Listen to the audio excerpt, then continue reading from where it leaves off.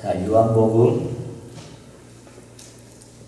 2장 23절로 25절을 제가 봉독하겠습니다. 6월절에 예수께서 예루살렘에 계시니 많은 사람이 그의 행하시는 표적을 보고 그의 이름을 믿었으나 예수는 그의 몸을 그들에게 위탁하지 아니하셨으니 이는 친히 모든 사람을 아심이요 또 사람에 대하여 누구의 증언도 받으실 필요가 없었으니 이는 그가 친히 사람 속에 있는 것을 아셨음이니라. 아멘. 오늘은 그가 스스로 증명하셨다라는 제목으로 말씀을 나누도록 하겠습니다. 영국의 역사학자 그 아놀드 토인비는 역사는 창조적 소수에 의해서 발전을 지속한다라고 말을 했습니다. 저는 이 말을 우리 기독교적인 관점에서 한번 해석을 해보고 싶습니다. 창조적 소수가 누굽니까, 여러분? 대중이 아니라, 군중이 아니라 창조적 소수가 역사를 지속한다 한다면 우리 기독교적으로 말하면 이 창조적 소수는 바로 하나님을 경외하는 사람입니다. 예배자이고 중보자이고 한마디로 말하면 하나님의 사람을 통하여서 하나님은 당신의 일을 이루어 가십니다. 하나님께서 일하는 방식은 하나님의 백성들, 사람을 통하여서 일하십니다. 그러나 비록 하나님의 사람을 통해서 일을 하지만 그 누구도 하나님보다 앞서서 나가는 것을 하나님은 원하지 않으십니다. 성경에는 하나님보다 앞서 나가다가 낭패를 본 사람들이 참 많이 등장하지 않습니까?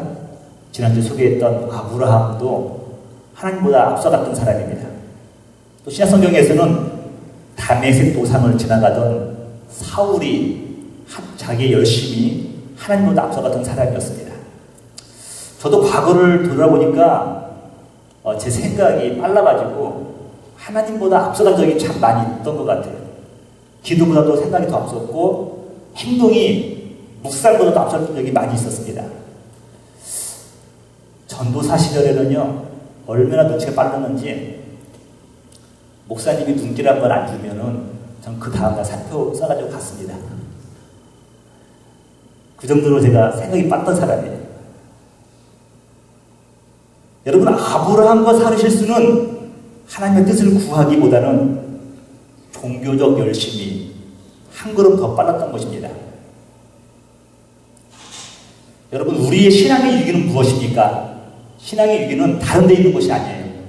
내가 하나님보다 앞서 나가고 있기 때문에 그렇다는 겁니다. 하나님은 당신의 백성들을 종으로 세우시는데 여러분, 이 종이라는 단어는 둘로스 아닙니까? 이 둘로스, 종이라는 뜻은 자기 의지와 생각으로 살아가는 사람이 아닙니다. 주인의 뜻대로 행하는 자들, 주인이 원하시는 것을 행하는 자가 바로 종이요, 둘로스예요 라고 할 수가 있는 겁니다. 사도 바울은 은혜를 받은 후에 더 나아가서 나는 하나님의 노예다 라고 말을 하고 있어요. 노예는요, 귀가 뚫리기도 하고 코가 뚫리기도 하면서 주인 앞에 끌려다니는 겁니다. 근데 스스로가 하나님의 노예로서 그런 삶을 살기를 원했다는 것이에요. 그래서 여러분, 저와 여러분들도 하나님께서 귀한 종으로 불러주신 줄 믿으시기 바랍니다. 믿으십니까? 우리도 하나님의 종이다. 설교자만 하는 종이 아니라 이 모든 예배자들, 자녀를 키우시는 분들 다 하나님 종들입니다. 그래서 종들은 늘 하나님의 뜻에 촉각을 가지고 있어야 됩니다. 안테나를 세워야 되는데 세상이 아니라 사람의 소리가 아니라 하나님의 뜻에, 말씀에 촉각을 세워야 되는 겁니다. 하나님의 뜻을 구하는 것을 게을리하면 여러분, 하나님을 기쁘게 할 수가 없습니다. 여러분, 우리 교회에서는 좀 이런 단어가 안 나왔으면 좋겠어요. 내 생각엔 이런 단어가 좀 안 나왔으면 좋겠어요. 우리 공동체에서는 하나님이 말씀하시기를, 성경이 말씀하시기를, 이런 것들이 좀 많이 나왔으면 좋겠다는 제 생각입니다. 제가 젊은 시절에 근거 없는 이런 배짱들이 있었던 것 같아요. 하나님, 나 안 쓰시면 하나님 손해예요. 이런 배짱들도 있었어요. 그리고 답답할 땐 하나님을 따진 적도 있던 것 같아요. 그런데 생각해보니까 얼마나 불손한 행동이었는지를 깨달을 수가 있었습니다. 하나님은 전지전능하시기에 당신 스스로 모든 영광을 취할 수도 있는 것입니다. 바리새인들과 서기관들은 자신들의 율법적 열심이 하나님을 기쁘게 한다고 오해를 하고 있었습니다. 그런데 예수님 보시기에는 그들이 겉으로는 열심히 하는데 그 마음에는 참 기쁨이 없는 거예요. 왜냐하면 하나님을 사랑하는 마음이 없기 때문에 그렇습니다. 한 번은 세례요한이 세례를 베풀 때 바리새인과 사두개인이 세례요한을 해서 나오는 겁니다. 그때 세례요한이 그들을 이렇게 말을 합니다. 마태복음 3장 9절에 보니까 속으로 아브라함이 우리 조상이라고 생각하지 말라. 내가 너에게 이르노니 하나님이 능히 이 돌들로도 아브라함의 자손이 되게 하시리라. 여러분, 우리 하나님은요 돌들로도 아브라함의 자손을 만들 수 있으신 분입니다. 그러니까 여러분, 나 안 쓰면 손해예요. 이게 얼마나 불신앙적인 말이겠습니까? 하나님께서는 스스로 영광을 받으신 분이십니다. 그래서 우리는 환경이나 그 누구에게도, 하나님께서는 환경이나 그 누구에게도 결코 영향을 받으시는 분이 아니십니다. 우리가 먼저 이것을 인정해야 돼요. 제가 대학교 다닐 때 토요일마다 그 전도대원으로서 터미널에 전도를 했는데, 우리의 전도 대상자들은 대부분이 한 주간의 학업을 마치고 지방으로 내려가는 학생들이나 아니면 직장인들이었습니다. 전도 나가기 전에 한 10명 정도 우리 이제 전도 대원들이 뜨겁게 기도하고 찬양하면서 하나님께 영광 돌리고, 또 성령님께서 그들을 먼저 우리보다 만나달라고 기도를 하고 나갑니다. 여러분, 기도를 열심히 하고 뜨겁게 했지만 나가보면 사람들이 귀찮아하고 이 복음을 전도하는 것에 대해서 냉랭하게 반응을 합니다. 근데 마음이 뜨거우니까 예수님이 참 구세주이면서 메시아이면서 구원자의 힘을 받아들이기 위해서 어떤 때는 논쟁을 할 때도 있었습니다. 얼굴을 붉힐 때도 있었던 것 같아요. 지금 생각해보면 참으로 어리석기 그지없는 것이었을 것 같아요. 왜냐하면 나의 생각에는 나를 통하여서 하나님께서 일하기를 바랬지만 하나님은 나름대로 그 사람을 향한 계획도 있었다는 것입니다. 우리는 그 당시 전하기만 하면 되는 거예요. 결과는 하나님께서 거두기만 하는 거 되었다는 거예요. 근데 여러분, 잘못된 생각은 나의 열심이 하나님의 확장을 가져올 것이라고 하는 생각이 들었다는 겁니다. 오늘 본문은 그것을 제가 깨우쳐 주시는 귀한 말씀이기도 합니다. 오늘 본문에서는 다른 측면을 설명하고도 있습니다. 그래서 오늘 본문을 중심으로 해서 몇 가지 우리가 생각해 볼 것이 있는데, 첫 번째가 뭐냐면 6월절의 진정한 주인은 누구인가 하는 것입니다. 우리 23절에 보시면 6월절에 예수님께서 예루살렘에 계시니라고 말씀하고 있어요. 6월절의 참 주인은 누구십니까? 종교 지도자가 아니었습니다.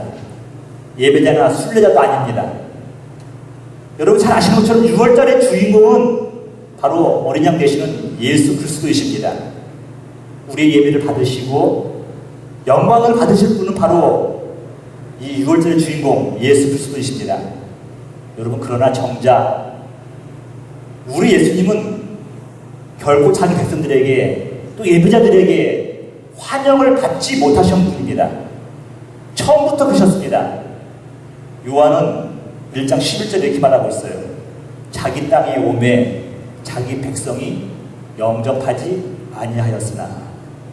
세상이 우리 예수님을 이렇게 환영한 적이 별로 없어요. 예수님께서 환영받지 못하는 6월절 예배, 모임, 그 예배는 6월절 예배는 종교 행사로 끝나고 마는 것입니다. 여러분, 우리는 어떻습니까? 우리 역시 별반 차이가 없는 것 같아요. 여러분, 오늘 예배의 주인은 누구십니까? 여러분, 예수 그리스도 아닙니까? 하나님 아니십니까? 여러분은 진정 그분을 주인으로 섬기면서 예배의 대상으로 모시고 있습니까? 어떤 때는 목사의 저도 감정 때문에, 환경 때문에, 문제 때문에 예수님만 높이기가 쉽지가 않더라고요. 근데 우리는 이 모든 문제를 초월하여서 항상 포커스를, 우리의 시야를 주님께 맞추면서 예배를 드려야 됩니다. 그래서 우리는 날마다 던져야 되는 겁니다. 오늘 예배의 주인은 누구이신가? 내가 아니에요. 내 감정이 아니라는 겁니다. 여러분, 예수 그리스도께서 6월절에 주인이라고 하셨는데 왜 이 사실이 저와 여러분에게 소중한 것입니까? 바로 이 6월절이, 어린 양이 희생한 이 6월절이 우리의 또 다른 인생, 제2의 인생의 시작이기 때문에 그렇습니다. 6월절의 시작은 어린 양의 죽음으로부터 시작되는 거예요. 예수 그리스도의 십자가 사건으로부터 시작되는 겁니다. 하나님은 모세에게 다음과 같이 명령하셨습니다. 출애굽기 12장 2절에 보니까 이 날을 너에게 달의 시작 곧 해의 첫 달이 되게 하고라고 말씀하고 있어요. 6월절 그날이 너의 인생의 첫 출발이라는 겁니다. 내 인생의 새로운 출발은 미스터 김을 만난 날, 미스터 최를 만난 날이 아니에요. 주님 만난 날, 그날이 우리 인생의 출발점이라는 겁니다. 오늘 본문에 보면 수많은 사람들이 예수님을 따랐다고 성경은 증언하고 있습니다. 근데 이들은 저마다 한계를 가지고 있었어요. 한계가 뭐냐면 눈으로 보는 것만 믿었다는 겁니다.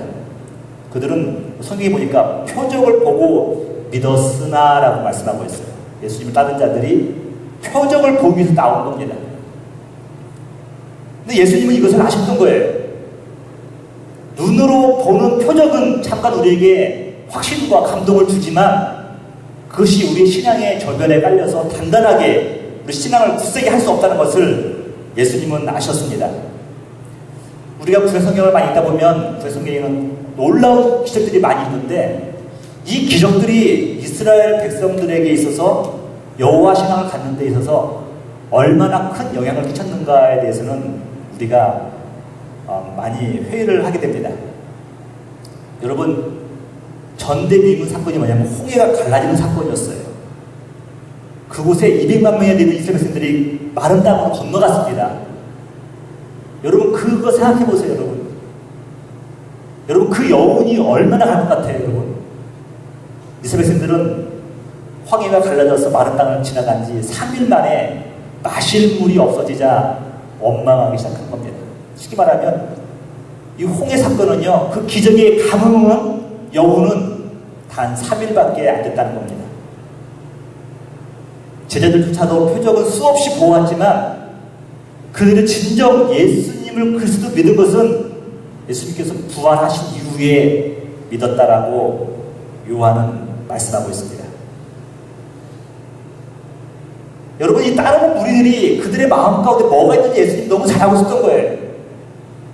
그래서 24절에 보니까 그의 몸을 그들에게 의탁하지 아니하셨으니라고 말씀하고 있습니다. 여러분, 의탁하지 않았다. 예수님께서 자기의 몸을 따르는 제자들에게 의탁하지 않았다는 겁니다. 여러분, 의지적으로 맡기지 않았다는 겁니다. 여러분, 예수님께서 무엇을 의탁하지 않고 무엇을 맡기지 않으셨단 말입니까? 여러 가지를 해석할 수 있는데 저는 오늘 본문을 묵상하면서 오늘 말씀의 핵심이기도 하죠. 성경 전체의 구원론적인 관점에서 한번 이 말씀을 해석해 보려고 합니다. 제자들은 예수님의 생활을 어느 정도 책임을 지는 사람이었기 때문에 생활의 측면에서는 제자들이 예수님을 좀 이렇게 도왔던 부분이 있었습니다. 근데 본문에서 의탁하지 않으셨다고 하는 것은 다른 측면에서 생각을 해보려고 원합니다. 본질적인 측면이에요. 구원론적인 측면에서 보면은 것이 좀 더 성경을 해석하는 데서 타당하지 않을까 생각됩니다. 여러분 잘 아시는 성경에는 이른 양 비유의 이야기가 나오는데 양은 목자와 함께 있을 때가 가장 안전한 상태입니다. 그러나 양 한 마리가 무리에서 떨어져 나갔습니다. 아마도 더 넓은 세상, 자유를 만끽하고 싶어서 했는지도 모르겠습니다. 그러나 여러분, 목자를 떠난 양은 곧 죽음의 위협과 배고픔과 추위와 싸우는 고달픈 삶의 시작이 되고 말았습니다. 가끔 여러분들 그 예수님께서 이른 양을 찾아서 돌아오는 그 성화를 본 적 있지 않습니까? 그리고 다른 양에 비해서 예수님의 품에 안긴 양은 작아요. 목자를 떠난 양들의 그 삶을 보여주고 있지 않습니까? 다른 양들은 포동포동한데 예수님의 품에 안긴 이 양은 항상 작게 그리더라고요. 여러분, 이 잃은 양 한 마리를 보는 두 개의 시선이 있는 것 같아요. 저와 여러분도 마찬가지죠. 이 잃어버린 양을 향해서 첫 번째 시선은 뭐냐면 이거예요. 회개하고 돌아오라라는 겁니다. 네가 회개하고 돌아오라는 거예요. 내가 철저히 회개하고 돌아오라. 여러분, 사실 틀리지 않는 말이죠. 신앙인들이 일반적으로 하는 말입니다. 또 어떤 분들은 고난이 왔을 때 비로소 회개하고 돌아올 수 있었다고 말을 합니다. 한 측면은 네가 회개하고 돌아오라는 거고, 다른 측면은 뭐냐면은 잃은 양 한 마리에게는 돌아올 능력이 없다는 것입니다. 다만 목자가 잃은 양을 찾아가서 그 양을 찾을 때까지 찾는 것입니다. 성경에서 양을 언급할 때에는 이 두 가지 이유가 있는 것 같아요. 하나는 뭐냐면 예수님을 말할 때 양이라고 하는 것은 순결하다고 하는 의미, 예수님을 세상적으로 지고하는 어린 양으로 말할 때 흠없는 어린 양으로 표현하고 있습니다. 다른 하나, 우리 백성, 하나님 백성들 향해서 양이라고 말할 때는 무지하다, 근시안적이다, 어리석을 때 양으로 표현하고 있습니다. 잃어버린 양은 수자죠. 어리석은 양입니다. 이 어리석은 양은 스스로 돌아올 힘이 없어요. 능력이 없어요. 상실하고 말았어요. 그런데 목자가 찾을 때까지 찾는 겁니다. 그래서 여러분, 이 비유의 제목이 잃어버린 양 한 마리의 비유가 아니라 잃은 양을 찾아가서 목자의 비유라고 불리는 것이 더 정확한 겁니다. 오늘 본문에서 예수님께서 의탁하지 않았다는 것은 뭐냐면 죄인들이 스스로 회개하고 당신에게 돌아올 것을 기대하지 않았다는 거예요. 왜냐하면 회개보다 먼저 하나님의 사랑과 은혜를 깨닫는 것이 먼저라는 것을 알았기 때문에 그렇습니다. 누가 회개를 합니까? 하나님의 사랑을 받은 자들이 회개합니다. 하나님의 은혜를 깨달은 자들이 회개를 할 수가 있습니다. 내가 회개하고 돌아올 수 있는 힘은 예수님이 먼저 나를 찾아와 주시고 내 이름을 불러주셨기 때문입니다. 그러나 오늘 수많은 설교자들, 저를 포함해서 우리는 내가 노력해서 하나님을 만나야 된다고, 주님을 만나야 된다고 우리는 말을 합니다. 그러나 오늘 본문에서 하나님은 먼저 죄인을 찾아오신 거예요. 사도 바울을 먼저 찾아가셔서 예수님이 만나주신 겁니다. 하나님의 은혜가 나의 열심과 나의 노력보다도 먼저라는 것을 성경은 늘 증언합니다. 저와 여러분들이 오늘 예배 드릴 수 있는 이유는 무엇입니까? 하나님 저와 여러분을 먼저 찾아와 주신 줄 믿으시기 바랍니다. 은혜를 주시기 때문에 우리가 하나님의 이름을 부를 수가 있는 거예요. 그래서 오늘 본문은 우리에게 참 위로가 됩니다. 주님께서 자신을 제자들에게 위탁하지 않았다, 맡기지 않았다 하는 것은 뭐냐면 우리 구원의 문제를 스스로 해결할 수 있도록 내버려 두지 않았다는 겁니다. 주님께서 친히 개입하셔서 내가 적극적으로 너희 구원의 문제를 해결한다고 하는 주님의 의지가 들어있는 것입니다. 또 이 본문을 하나님의 관점에서 풀어보려고도 합니다. 우리 하나님께서는 인간의 또 다른 희생을 원하지 않으셨습니다.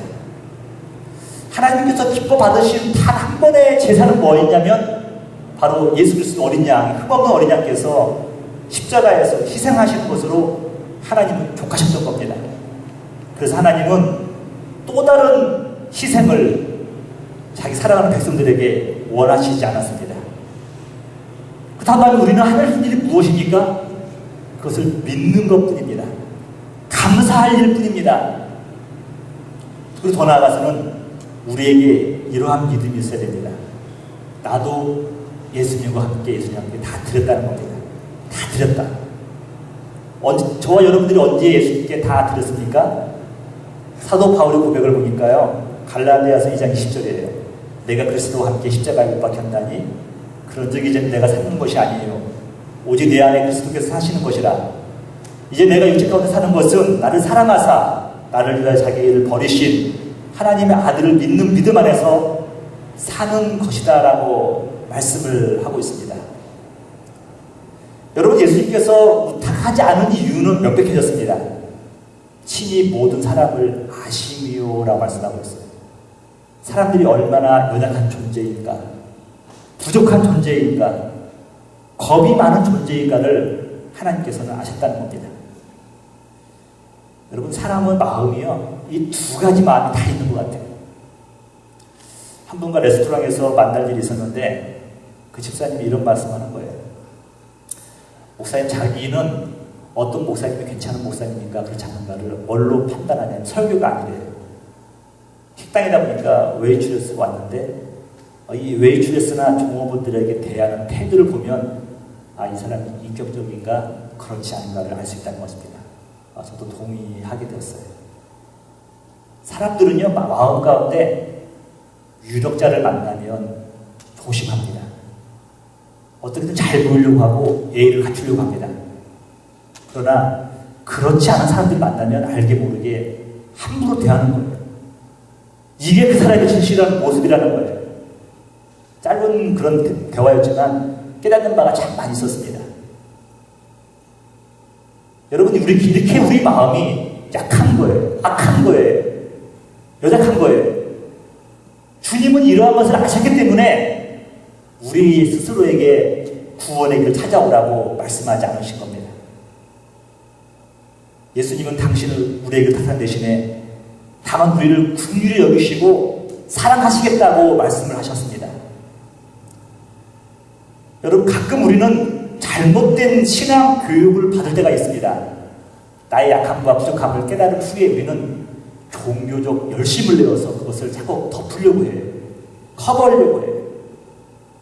여러분, 내가 지금 인격적으로 주님을 만나지 못한 사람에게 있어서 거기다가 종교적 열심이 가해지면 어떠한 일이 벌어진지 아십니까? 바리새화가 되는 거예요. 바리새인이 되는 거예요. 겉으로는 되게 뭔가 배운 것처럼 보이는데 속에는 열정도 없고 아무런 주님 사랑하는 마음도 없고 화석화되는 겁니다. 모양은 있는데 죽은 거예요. 여러분, 저와 여러분들이 약할수록 오히려 주님 앞에서 인정하면 되는 겁니다. 근데 약할 때 우리가 약하지 않은 척 그럴수록 우리는 더 바리새화가 되는 거죠. 그래서 여러분, 종교적 열심보다 더 중요한 것이 뭔지 아십니까? 하나님 앞에서 나의 부족과 약함을 인정하는 것이에요. 인정하고 나면 그 다음 목은 하나님의 목이라고 많은 영성가들이 말을 합니다. 제가 최근에 그 리차드 포스터의 영성에 관계된 책들을 읽고 있는데 리차드 포스터가 이런 얘기를 했어요. 내 의지와 힘과 결심을 통하여 내적인 변화와 성숙을 얻을 수 있다는 확신이 무너질 때 우리는 비로소 내적인 변화가 하나님의 선물이라는 것을 깨닫게 된다. 내 열심으로, 내 노력으로 한번 해보십시오. 궁극적으로 그래도 내 마음은 참 평화가 없는 거예요. 내 노력으로 안 되는구나. 내 열심이 아니는구나. 라는 순간에 그 무너지는 순간 비로소 내 성숙함과 변화가 하나님의 선물과 은혜라는 것을 알게 된다는 거예요. 또 리차드 포스터 이렇게 말합니다. 우리 속에 필요한 변화는 하나님의 일이지 우리의 일이 아니다. 라고까지 말을 합니다. 이 말씀은 굉장히 깊은 얘기 같아요. 우리들은 열심히 하는 걸 좋아합니다. 목사로서 여러분들이 열심히 하는 건 좋은데, 근데 여러분, 내면에 하나님을 사랑하는 마음, 성숙해지는 그 마음들이 더 소중하다는 것을 여러분에게 말씀을 드리고 싶습니다. 나보다도 더 내가 영적으로 성숙하기를 원하시는 분은 하나님이십니다. 주님은 우리의 내적인 성장까지도 그분이 베풀어주는 은혜로 가능하심을 하셨던 것입니다. 그래서 친히 우리를 아셨기 때문에 우리에게 의탁하지 않으신 거예요. 이것이 은혜예요. 더 나아가 예수님은 당신이 메시아이심을 스스로 증언하신다고 말씀하고 계십니다. 우리 25절 한번 보실래요? 또 사람에 대하여 누구의 증언도 받으실 필요가 없으셨으니. 여러분들이 막 목소리 튀우면서 제가 학창시절 때 전도대에 실수했던 걸 말씀드리잖아요. 논쟁도 필요 없고요. 우리 주님은 스스로가 당신이 메시아이심을 증명하는 겁니다. 근데 이 메시아 증명은 말로 하는 게 아니었어요. 성경은 하나님은 사랑이시다라고 말을 합니다. 이 하나님 사랑이라고 한다면 그 사랑이 우리에게 체험되어야 되는데 하나님 말씀만 하신 게 아니에요. 이 진리를 우리를 통하여서 증언되기를 원하지 않으셨습니다. 하나님 스스로가 당신은 사랑이시다는 것을 증명하기를 원하셨어요. 여러분, 사랑이 뭡니까? 사랑과 가장 근사한 답은요, 희생이에요. 희생. 하나님 스스로가 십자가에서 희생한 겁니다. 하나님밖에 없는 독생자 예수를 희생시킨 거예요. 하나님이 당신이 사랑이신 것을 스스로가 보여주셨잖아요. 하나님은 다른 방법으로도 얼마든지 인류를 구원하실 수 있습니다. 근데 하나님은 사랑이시다는 증명은 바로 십자가상에서 희생을 통하여서 증명된 겁니다. 십자가에서 죄 없는 자기 아들이 죽어갈 때 하나님은 당신의 사랑을 우리에게 다 보여주시고 그분 앞에 나오라고 초청을 하고 있는 것입니다. 오늘날 우리 신앙인들이 유동성으로 하는 말이 뭐냐면 신앙의 위기다라는 말을 합니다. 교회의 위기다.